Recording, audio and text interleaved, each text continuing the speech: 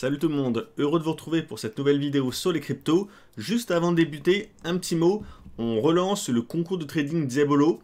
On avait fait un en 2019, là on recommence en 2020.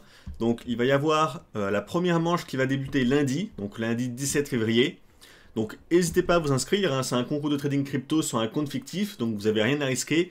L'inscription est totalement gratuite, ça va jouer en 4 manches d'un mois et il y a quand même 6000 USDT à gagner. Donc n'hésitez pas à aller sur diabolo.io et inscrivez-vous si vous voulez vous entraîner et vous mesurer aux autres traders de crypto. On passe à l'analyse du Bitcoin en format hebdomadaire. On va regarder avec Ichimoku parce qu'on est sur un niveau assez important.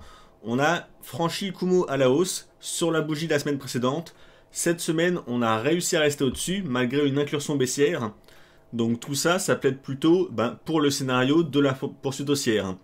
Le haut du Kumo, c'était une résistance. On l'a franchi à la hausse. J'ai l'impression qu'on ne veut pas réintégrer l'intérieur. Donc ça montre vraiment la forme de la tendance. Et d'ailleurs, on le voit bien en format hebdomadaire. Là, depuis 5-6 semaines, c'est carrément haussier, sans pause, sans correction. Donc en format hebdo, il n'y a pas grand-chose d'autre d'analysable. On peut regarder quand même l'Ashiku. Vous voyez, l'Ashiku, donc l'élément retardé de l'Ichimoku, ici, est bloqué par la bougie. L'Ashiku a du mal à traverser les bougies. Là, vous voyez, la semaine, ici, on avait touché. Eh ben, c'est la semaine suivante, là où il n'y avait pas de bougie, que l'Ashiku a pu monter. Et donc que les cours ont réussi à monter. Là, cette semaine, on était bloqué par une grosse bougie. Parce que la taille des bougies que l'Ashiku rencontre influe également sur la force de ces bougies. Donc la force de la résistance à la hausse. Donc là, c'est plutôt normal qu'on ait du mal à monter. Parce qu'on a une grosse bougie. Donc l'Ashiku a du mal à passer à l'intérieur. Par contre, la semaine prochaine, donc quand on va clôturer ici, l'Ashiku va se décaler d'un cran et va être là. Eh ben, il faudra voir est-ce qu'on est au-dessus ou en dessous de ce chandelier. Et dans tous les cas, ce chandelier, vous voyez, est très faible. Ça veut dire qu'il n'a pas du tout la même taille que celui-ci. Même si on clôture légèrement en dessous, eh ben, l'Ashiku n'aura pas de mal à poursuivre vers le haut, à le traverser. Donc je sais que là, on est monté très vite. Il n'y a pas eu du tout de correction. Mais ma foi, tant que c'est haussier, si vous êtes acheteur, restez acheteur. Tant qu'il n'y a pas un signe de reprise baissière, il n'y a pas de raison de vouloir lâcher les achats. Et on va voir les plans pour réussir à se placer à l'achat ou pour se replacer à l'achat dans des plus petits time frames. On va regarder en format journalier pour débuter, voir où on en est sans rien sur le graphique. On va simplement étirer un retracement de Fibo par rapport à la vague de hausse, le point haut qu'on avait fait ici vers les 14 000 quasiment. On voit que on a eu le premier Fibo de retracement ici à 38 qui a été dépassé. Le 50 ici a été un peu dépassé, là on est légèrement au-dessus. Donc on peut se dire que pour le scénario haussier, il y a des chances qu'on aille tester le suivant, celui à 61,8% de retracement, qui est un retracement très fréquent sur le Bitcoin, qu'on retrouve beaucoup. Si on regarde par exemple cette vague de baisse ici, là on a baissé, on a retracé à 61,8. Si on regarde les vagues suivantes, ici pareil, vague de baisse, comme ça, on a retracé quasiment à 61,8 ici. Donc on voit que c'est un retracement qui est assez souvent travaillé par le Bitcoin, avec toujours des belles réactions sur ce fameux Fibo. En plus, ce Fibo, c'est à l'horizontale un niveau chartiste assez intéressant, avec point haut, point haut, point haut, à peu de choses près. Donc c'est une zone à l'horizontale qui est également une zone de résistance. Donc c'est la zone que les cours vont aller chercher, je pense. Et on peut rajouter là-dessus, vu qu'on a une belle phase de baisse ici, on va rajouter un éventail de Fibo. Donc on prend le point haut et le point le plus bas de la tendance, et ça nous trace les différentes lignes de l'éventail. Ce qu'on voit, c'est que les lignes ont plutôt été bien travaillées, bien respectées. Là, on a eu la cassure haussière de l'espèce de range qu'on avait ici. C'est ce qui a vraiment insufflé la nouvelle phase de hausse. Ça correspondait à la cassure de cette oblique, et depuis, on a cassé l'oblique suivante, puis on l'a retesté ici en hésitant pas mal dessus. On est reparti à la hausse, on a recassé l'oblique, on a rehésité, on l'a retesté. On est reparti à la hausse, là on la recasse, on la reteste. Donc on va peut-être hésiter quelques temps dessus, surtout qu'on est sur le Fibo 50. Et au final, j'espère qu'on va repartir à la hausse. Et peut-être qu'on testera justement ce fameux Fibo 61,8 tout en étant sur la dernière oblique de l'éventail. Donc là, ça voudrait dire que pour moi, il serait temps de prendre des bénéfices parce qu'il y aurait quand même un bon risque de correction par la suite. Donc là, on a vu ça en journalier. Donc là, ça veut dire que dans les prochains jours, si ça baisse un peu, tant qu'on est au-dessus de la ligne de l'éventail ici, eh ben, ça peut être des niveaux pour essayer de se placer en petit time frame. Un peu comme ici, on a hésité au-dessus, comme ici pareil. Vous voyez là, on a déjà eu 2 bougies qui ont testé le niveau. Ça va peut-être continuer à le tester un peu en baissant. Mais je me dis qu'on peut chercher des positions d'achat eh ben, tant qu'on est au-dessus de l'oblique. Si on passe en dessous, par contre, attention, là ça risque de baisser encore plus. En fait, les obliques c'est simplement des supports et des résistances avec l'éventail. Hein. Si on repasse en dessous, eh ben, ça veut dire qu'il y a des chances qu'on baisse jusqu'à venir tester le niveau encore en dessous. Alors la semaine dernière, on avait vu une possible vague de Wolf baissière qui a été invalidée, hein, qui était comme ça, je trace que l'oblique ici. On a eu une bougie en dessous, mais après on a eu une grosse impulsion haussière qui a totalement invalidé la vague. Donc là, pour se placer à court terme, on va regarder plutôt en format 8 heures pour voir un peu comment on pourrait se placer. Alors on a dit que tant qu'on était au-dessus de l'oblique ici, bah, on pouvait chercher à se placer. On avait vu la semaine dernière également que il suffisait, c'est un peu simple à dire après coup, mais de regarder tous les points hauts à chaque fois que faisait le Bitcoin. À chaque fois qu'on avait un point haut et que ce point haut était cassé, eh ben, on avait un throwback, donc un retest du niveau, et ça repartait à la hausse. Pareil, cassure, ça monte, throwback, ça repart à la hausse. Pareil ici. Donc là, pour l'instant, c'est toujours respecté. Ici, on a fait un point haut. Là, on est en train de revenir dessus. Donc ça pourrait presque être un bon niveau ici. D'ailleurs, on voit qu'on a une belle réaction. Mais ce qui me gêne un peu ici par rapport au cas précédent, c'est que depuis qu'on a cassé ce sommet ici, on n'a quasiment pas eu de mouvement à la hausse. Vous voyez, normalement, quand on fait un breakout d'un sommet, si on prend le dernier ici, là on l'a cassé, on a quand même une belle impulsion haussière par la suite. Pareil ici, on a eu une belle impulsion haussière, ici pareil, ici pareil.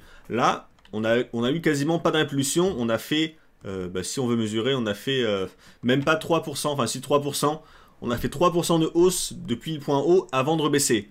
Donc je me dis qu'on n'a quand même pas parcouru beaucoup à la hausse par rapport aux fois d'avant, donc je me demande s'il n'y aura pas une correction un peu plus profonde. Donc c'est pour ça que là, même en petit time frame, je me précipite pas pour acheter. Mais on va quand même essayer d'affiner ça, hein, parce que vu que le Bitcoin est super haussier, ben, il faut essayer de se placer dès qu'on en a l'occasion. Donc pour essayer de canaliser la tendance, on va prendre une fourchette d'Andrews. On va prendre le point le plus bas de la tendance, le premier point bas et le point haut qu'on a ici. Ça nous trace la fourchette. On voit que la fourchette fonctionne pas mal, hein. Ouais, on a des belles réactions à la fois sur les points bas et sur les points hauts. Alors je vais faire un peu de place sur le graphique. Hop. Donc la fourchette canalise pas mal ce mouvement de hausse. Alors là on a eu un petit excès, hein, mais en dehors de ça, on voit que ça a bien canalisé la hausse, bien canalisé la baisse. Donc la fourchette est pas mal. Ça peut nous donner des niveaux supplémentaires pour intervenir. C'est ça l'intérêt de la mettre sur le graphique. Ça veut dire que si on baisse encore un peu, eh ben, on va tester le bas de la fourchette bientôt. Donc le bas de la fourchette, hein, vers les 9900. Et on serait toujours, hein, sur cette oblique, rappelez-vous l'oblique qu'on avait sur l'éventail de Fibo ici. On va repasser rapidement en format journalier. On serait toujours dans cette zone de l'oblique. Donc ça correspondrait toujours à un retest comme ça ou comme ça de l'oblique. Donc là, ça pourrait être une bonne zone d'intervention ici, donc vers les 9900. Sur l'Ether face au dollar, alors c'est extrêmement haussier, hein. La semaine dernière, on avait vu qu'on était sous le Kumo ici. Bah, on l'a explosé vraiment à la hausse. Ça a suivi le Bitcoin, hein, par corrélation. Donc là, on est en train de casser le Kumo à la hausse. Je pense qu'on va clôturer au-dessus du Kumo en hebdo, à moins qu'il y ait une grosse baisse d'ici la clôture. Dans tous les cas, ce qu'on peut dire maintenant, alors ça, on va l'enlever, c'est regarder un peu les objectifs, hein. Ceux qui sont acheteurs, pour moi, l'objectif, c'est d'aller chercher l'ancien sommet ici vers 320. Donc 300, 320. On peut également travailler ça avec une fourchette d'Andrews, hein. Simplement prendre les points hauts, le point bas et le trépied ici. Ben, ça correspondrait à un retour sous la médiane, donc la zone des 320 ici. Donc on voit que c'est une zone à l'horizontale importante, que ça correspondrait à l'oblique de la fourchette, donc c'est une petite zone de résistance. Donc là, ça peut être l'objectif à viser pour ceux qui sont à l'achat. Dans les scénarios possibles, toujours, c'est si jamais on avait une correction, enfin, la correction, ce qui me plairait, c'est le niveau du Kumo qu'on avait ici, hein, le niveau des 220, parce que c'est une grosse résistance, alors qui n'a pas du tout eu son rôle de résistance. On l'a cassé à la hausse, et souvent, quand on casse une résistance à la hausse quasiment sans forcer, ça présage souvent qu'on va faire un throwback dessus, pour la retester par au-dessus. Et en plus, ça correspondrait donc au test du Kumo Et si on rajoute un Fibo, donc le Fibo sur la vague de hausse, alors là le problème c'est qu'on ne sait pas encore si on a fait le point haut, mais imaginons que le point haut est par ici, que là on l'a fait ou qu'on n'en est pas loin, ça correspondrait au Fibo 38 ici, donc le premier Fibo de retracement intéressant pour se placer à l'achat. Donc voilà, là si vous êtes acheteur, donc visez, je vous conseille les 310-320. Si vous n'êtes pas acheteur, si jamais on fait une correction vers les 220, ça peut être un très bon niveau pour passer acheteur. On va regarder si on peut se placer à plus court terme, parce que là c'est un peu comme sur le Bitcoin, hein, on ne peut pas se placer en swing là-dessus, alors que les cours ont déjà pris plus de 100% de hausse. Donc on va regarder en 8 heures, pour voir est-ce qu'on peut réussir à se placer à court terme. Alors en 8 heures, là on voit que c'est hyper haussier, hein. On peut ajouter des indicateurs pour avoir des signaux, parce que là d'un point de vue purement graphique, il n'y a pas grand chose à dire. On va regarder le super trend. C'est un indicateur que je vous avais déjà présenté, hein. C'est un indicateur tendance qui prend en compte la volatilité. Ça veut dire que quand c'est haussier, l'indicateur est en dessous. Quand les cours passent dans un range, donc sans vraie tendance, il reste assez éloigné des cours pour ne pas indiquer un faux changement de tendance. Et quand ça repart à la hausse, il repart à la hausse. Donc là, on voit qu'avec un super trend en 8 heures, depuis la phase de hausse sur l'Ether, hein, on a toujours été au-dessus et ça a rebondi tout le temps avant même qu'on le teste. Là, rebond, rebond, rebond ici. À chaque fois qu'on s'en approche, ça repart à la hausse. Donc ça peut déjà être un bon niveau dynamique pour se repérer. Ça veut dire que si on baisse et qu'on s'en rapproche à nouveau dans les prochains jours, ça pourrait être l'opportunité de prendre des achats. Un autre indicateur intéressant, dans les tendances très affirmées comme ici, c'est le parabolique SAR. Alors le SAR, c'est un indicateur un peu bizarre. Quand vous êtes en période sans tendance affirmée, il est carrément naze, je trouve. Ça veut dire qu'il vous donne des faux signaux. Comme ici, vous voyez, quand on est sans grosse tendance, un espèce de range, vous avez des signaux d'achat et de vente en boucle qui sont pas très pertinents en général. Alors les signaux avec l'indicateur, quand le SAR ici est en dessous, ça veut dire qu'on est en tendance haussière. Quand il est au-dessus des cours, on est en tendance baissière. Et assez simplement, la tendance haussière, ici la tendance baissière démarrée, c'était le moment de prendre une vente. Fin de la tendance baissière ici avec la tendance haussière qui démarre, c'était le moment de prendre un achat ici. Donc on voit que dans une zone de congestion comme ça, il marche pas bien du tout. Il donne des signaux beaucoup trop tard qui ne sont pas très bons. Par contre, là où il est intéressant, c'est quand on a une forte tendance comme actuellement. Quand on a une forte tendance, là il devient plutôt pertinent. On va regarder un peu les signaux d'achat qu'il aurait pu donner depuis que la tendance ici a vraiment démarré. Donc là on avait la tendance qui démarrait, suivie par une tendance baissière, et fin de la tendance baissière ici. Là, le SAR passe dessous. Donc là, ça pouvait être le signal d'achat théorique avec le SAR. Et là, on avait un super trade. Ensuite, petite correction ici avec deux bougies sous le SAR.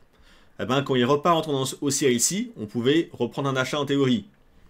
Et après, on tient l'achat tant qu'il n'y a pas un changement de tendance, donc jusqu'ici. Ici, petite phase de correction, on repasse baissier sur 4-5 bougies. Nouveau signal d'achat théorique ici avec le SAR qui repasse dessous. Et là, super achat encore. Donc quand les cours sont très en tendance, avec une tendance affirmée, le SAR donne des très bons résultats. Donc là on est haussier, mais c'est trop tard pour se placer, parce que c'est pas maintenant qu'on doit se placer, ça fait déjà quelques bougies qu'on est haussier. Si jamais ça baisse un peu et qu'on a le SAR qui change de sens, qu'on a une correction baissière, donc que le SAR passe au-dessus, vous attendez que le SAR fasse sa correction baissière, et dès que vous avez une bougie avec le SAR qui apparaît en dessous, ça veut dire que la tendance est repassée haussière et vous pouvez tenter un achat. L'avantage du SAR, c'est que si vous tentez un achat comme ici ou là, en général, on met le stop sous la bougie ou sous le SAR. Ça veut dire qu'on a un stop pas très cher. Ici, on l'aurait placé ici. Ici, on l'aurait placé ici. Ici, à l'achat, on l'aurait placé ici. Donc, ça fait un stop qui est au moins facile à mettre. On n'a pas trop à se poser la question où est-ce qu'on le met. Et là, vous voyez, dans une tendance comme ça, très affirmée, on a des bons résultats. Donc là, vu qu'on ne peut pas vraiment travailler les cours avec des obliques ou autres, parce qu'on n'a pas vraiment de point haut et de point bas pour tracer des choses pertinentes, les indicateurs peuvent vous aider. Donc soit le SAR, il faut guetter une correction, soit le super trend, hein, si on se rapproche de la ligne, c'est qu'il va y avoir des opportunité d'achat à court terme. Donc là, on est en graphe 8 heures. Et l'objectif, hein, c'est de viser la zone des 310, 320 comme on a vu avant. Alors en ce moment, le marché est vraiment super haussier sur quasiment tous les actifs, hein. Là, on est sur EOS, on a 5-6 semaines consécutives de hausse sans aucune correction. On a ça sur quasiment tous les actifs, hein. Donc là, on est sur des niveaux tellement surachetés que peu importe l'analyse, vous pouvez quasiment acheter n'importe quoi, vu que tout part en or, tout va forcément être gagnant. Mais du coup, vu qu'on ne sait pas quand va avoir lieu la correction, ce qu'il faut faire, c'est quand même trouver des actifs intéressants qui ont encore une raison d'y chercher des achats. Donc là, c'est pour ça qu'on va faire des actifs qu'on fait un peu moins souvent que d'habitude. Je ne vais pas refaire les classiques que j'ai fait chaque semaine, parce qu'il n'y aura pas grand chose de nouveau à dire. On va regarder l'Ethereum classique, ETC. Donc lui pareil, hein, il est haussier depuis plus de 6 semaines d'affilée. Par contre, d'un point de vue purement graphique, il est sur un niveau intéressant. En tout cas, il a fait un breakout ici du point haut. Donc là, on a cassé le point haut à la hausse. On est au-dessus. Et on est en train de tester ici l'ancien point bas historique qu'on avait ici. Donc on est sur un niveau intéressant. Donc la cassure de ce niveau, ça voudrait dire qu'on va probablement continuer à monter. Mais le truc, c'est que on a eu donc si on regarde toutes les bougies ici, on a eu 8 semaines d'affilée de hausse, hein. Il n'y a pas une seule bougie hebdo baissière en 8 semaines. Donc il faudrait une correction pour se placer. Pour se placer en tout cas avec un risque maîtrisé. Et pourquoi ETC m'intéresse? Parce qu'on a un pattern ici que j'avais déjà montré, je crois, durant un live. On a un double creux ici avec donc la ligne de coup qui est ici. Si on prend que la figure, je vais vous montrer le double creux ou le double bottom. C'est ça, c'est une figure qui indique une poursuite haussière. Donc là, il y a la ligne de coup qu'on a sur le cours ici. On l'a bien cassé à la hausse. Donc si on s'en suit au schéma théorique, on va peut-être faire un throwback dessus avant de repartir à la hausse. Donc c'est pour ça que vu que tous les actifs sont haussiers, autant prendre ceux qui ont un bon potentiel en cas de baisse. Là, si on regarde l'objectif qu'on a pour le double creux, c'est la taille qu'on a ici, qu'on reporte à la cassure, donc ici. Et ça nous fait un objectif qui est encore intéressant à prendre. Donc là, je ne vais pas acheter maintenant parce que après 8 semaines d'affilée de hausse, je trouve ça trop dangereux. Surtout que la semaine dernière, on a eu un chandelier plutôt baissier, même si le chandelier est vert, le fait qu'on fasse une grande mèche haute comme ça et qu'on rebaisse durant la semaine, en général, ça indique plutôt un essoufflement de la tendance haussière avec une correction à venir. Donc là, je me dis, si on fait une correction au niveau de la ligne de coup, ici, hein, donc là je reprends le schéma, on revient tester la ligne de coup par au-dessus, ça pourrait être le meilleur niveau pour entrer, pour acheter. Il vaut mieux acheter sur le throwback ici qu'acheter ici sur le breakout. Donc là, dans la même logique, je me dis que si on revient tester la zone des 9,80, ça pourrait être un bon niveau pour essayer de passer à l'achat pour jouer ce double bottom. En plus, ce double bottom, ici, si on mesure la hausse, si jamais on corrige, le Fibo 38, donc le premier Fibo de correction baissière important, il est à 9,41. Donc ça correspond à peu de choses près au sommet, hein. Donc en fait, c'est à la fois un Fibo important pour jouer le rebond, et à la fois, c'est le double bottom avec le fameux throwback. Donc je me dis que si ça arrive, tenter un achat avec un stop un peu en dessous, on vise l'objectif théorique, hein. Ça fait 76% de hausse, et voilà, on met un stop, même avec un stop à 25%, ça fait un ratio rendement-risque de 3 pour 1 quasiment. Donc ça reste un plan intéressant à jouer. Et on va finir rapidement avec le BNB en USDT. En format hebdo, avec l'Ishimoku, on est dans le Kumo. On va peut-être tester le haut du Kumo, on n'en est plus très loin. Dans tous les cas, là on ne peut pas vraiment se placer maintenant si vous n'êtes pas dedans. J'avais montré à l'époque un canal qu'on avait comme ceci, qui avait été cassé à la hausse. Là on était sous le Kumo. Alors maintenant, si on veut se placer, je pense que ce qu'il faut attendre, c'est une correction, hein, forcément. La correction peut-être, si on vient tester le haut du Kumo, on serait par ici. Si on corrige de 38% à la baisse, ça correspond au Fibo 38 donc, et au bas du Kumo. Là pour moi ça serait le bon moment pour tenter un achat, pour jouer le rebond dans le Kumo, voire même la cassure à terme. Sur les niveaux qu'on a maintenant, je vois pas vraiment de moyen de se placer, on va pas se placer pour prendre les quelques pourcents qui manquent pour tester le haut du Kumo. Donc là on est obligé d'attendre une correction. Sur le volume, on voit que le volume est en hausse, donc c'est plutôt une bonne chose hein, pour la poursuite haussière. Parce que mouvement de hausse sur du volume en hausse, ben, ça veut dire que c'est des vrais mouvements. Sur le RSI, on a encore un peu de marge pour monter. Donc si vous êtes acheteur, hein, visez ben, le haut du Kumo. Et si vous n'êtes pas acheteur, ben, attendez la correction au moins jusqu'à 38, en tout cas en format hebdo. On peut regarder peut-être en format journalier, mais en format journalier, on est tellement suracheté déjà. Vous voyez, les cours sont extrêmement loin de la Kijun ou même de la Tenkan, que ça va avoir du mal à rester aussi longtemps. Donc là, il faudrait une petite correction. Si on corrige en format journalier, eh ben, si on revient tester la Kijun en bleu, en fait, ça correspondrait à un retracement à 38% qu'on a vu avant en hebdo. Donc en fait, même en journalier, c'est à peu près le même niveau de retracement qu'on attendrait. Et en plus, ce niveau de retracement qu'on aurait ici, ça correspondrait eh ben, à un retest de ce point haut. Là, on l'a cassé à la hausse, breakout haussier. On revient prendre appui par au-dessus et après, ça peut repartir à la hausse. Donc, à guetter, si jamais les cours veulent bien nous l'offrir dans la prochaine semaine, hein, une entrée bah, vers les 22, 21 et quelques 22, ça serait vraiment la meilleure entrée possible pour se placer pour une position longue, là je parle. Hein. Bon, à court terme, on peut peut-être trouver des achats en 4 heures ou en 8 heures, mais pour ceux qui jouent en journalier ou en hebdo, bah, la zone des 22, ça sera vraiment la zone cruciale pour repasser à l'achat pour de long terme.